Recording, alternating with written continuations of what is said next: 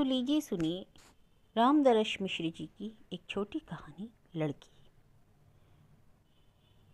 उसने एक बार देखा, फिर सिर झुकाकर पढ़ने लगी। उसका बड़ा भाई सुड़क सुड़क दूध पीता रहा। मैंने पूछा, क्यों सावित्री, तुम दूध पी चुकी? उसने मेरी ओर देखा, बोली कुछ नहीं, फिर पढ़ने लगी। जाड़े की सुबह थी। घर के सामने धूप निकल आई थी। मैं चारपाई पर बैठा हुआ एक किताब पढ़ रहा था और सामने चटाई पर धूप में मेरे भतीजे के दोनों बच्चे अपना अपना काम कर रहे थे। लड़का स्वेटर पहने था, पाँव में जूता था। लड़की के एक पैर नंगे थे और वह केवल एक सूती फ्रॉक पहनी थी। ए, कोचता क्यों है, पढ़ने दे, लड़की चिल्लाई।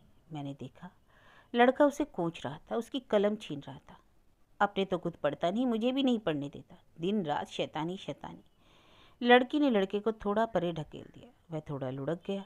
वह उठा और बहन के बाल पकड़कर खींचने लगा। लड़की जोर जोर से चीखने लगी। मुझे गुस्सा आ रहा था। इच्छा हुई कि उठकर 3-4 झापड़ उस बदतमीज लौंडे को रसीद दूं, लेकिन अपनी हैसियत समझकर चुप रह गया। 2 दिन के लिए मेहमान की तरह शहर से यहाँ आया हूँ, मारने पर पता नहीं क्या प्रतिक्रिया हो। माँ बाप की इसलिए केवल डांटा। छोड़ छोड़ क्यों से मार रहा है? वह मेरी परवाह किए बिना अपना काम करता रहा। बच्चों की माँ किसी काम से बाहर निकली, दृश्य देखा और चुपचाप फिर अंदर चली गई। मैंने सोचा शायद माँ को किसी बात की चिंता नहीं, मैं ही कुछ करूं। तब तक लड़की ने आजीज आकर लड़के की बाह पर दांत गड़ा दिए। अरे बाप रे, वह चिल्लाने लगा। माँ जाते जाते पीछे मुड़ गई, झपट कर आई और बच्चे को गोद में उठा लिया। क्या हुआ रे? अरे इसने काट लिया। अरे बाप रे, वह और जोर से चिल्लाने लगा। माँ ने लड़की की पीठ पर 3-4 लात जमाते हुए पूछा, क्यों री चुड़ैल, इसे काट क्यों लिया? लड़की सुबकती हुई बोली, मैंने नहीं काटा, यह मेरी कलम छीन रहा था, बाल खींच रहा था, छोड़ ही नहीं रहा था। छुड़ाने के लिए मैंने हल्के से दांत कड़ा दिए। नहीं माँ, इसने जोर से काटा है। चुड़ैल कहीं की, कलम छीन रहा था, दे दिया होता। पढ़ लिख कर लाट साहब गवर्नर बनेगी क्या?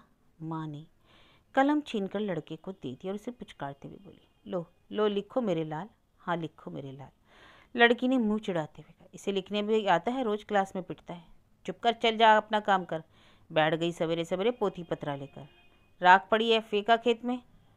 लड़की उठी। थोड़ी देर बाद वह सिर पर राख की खांची उठाए खेत की ओर जा रही थी और साहबजादे कलम वलम फेंक कर खेलने चले गए। दोपहर हुई। लड़की माँ के इशारों पर भाग भाग कर घर का काम करती रही। मैं अपने भतीजे के साथ खाना खाने बैठा तो देखा सामने लड़की चुपचाप बैठी है। मैंने पूछा, सावित्री, तुमने अब तक खाना नहीं खाया क्या? चेहरा उतरा उतरा सा था। आओ तुम भी बैठ जाओ।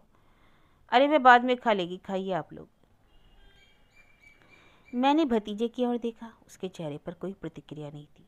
तब तक लड़का कहीं से आ गया, धूल धुसरित सा चिल्लाने लगा, अरे बड़े जोर की भूख लगी है माँ, कुछ खाने को दो।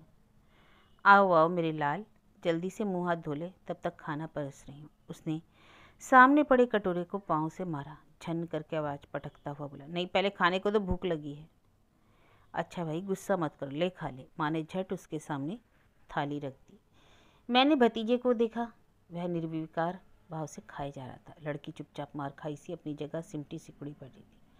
मुझे यह सब अजीब लग रहा था। लड़की को उदास देखकर खाने की इच्छा नहीं हो रही थी, बस किसी तरह कौर निकल रहा था।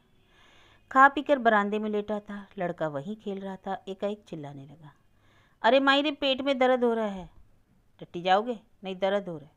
लगता है कुछ गड़बड़ खा लिया होगा। मैंने कहा, गड़बड़ सड़बड़ तो कुछ खाया नहीं होगा, हम लोग जो खा रहे हैं यह भी खा रहा है। बाप ने बयान किया, तो ज़्यादा खा लिया होगा। अरे कहाँ, खाता ही तो नहीं, बस टूंगता है। मैंने कहा, कल से तो इसे टूंगते हुए ही देख रहा हूँ।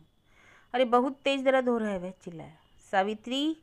हाँ बाबूजी, कहती हुई वह भागी भागी बाहर आई। उसके हाथ में दाल भात से भरा कटोरा था, शायद वह खा रही थी। खाते खाते भाग गई।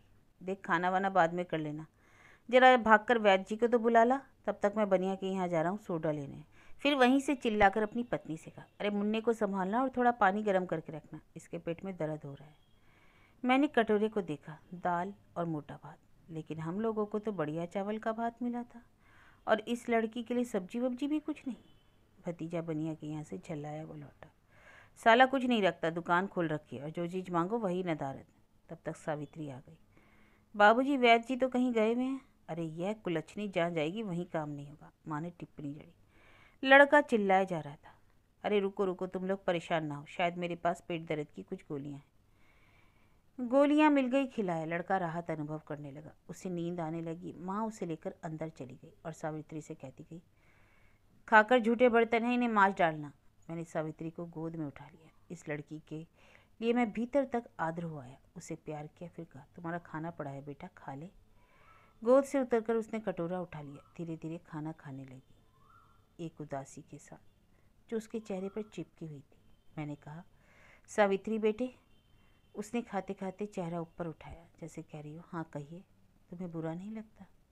क्या दादाजी? अरे यही जो तुम्हारे साथ होता है। उसने इनकार में सिर हिलाया। क्यों? लड़की हूँ ना। मैं भीतर तक चरमरा गया। लड़की उसी भाव से खाना खाती रही।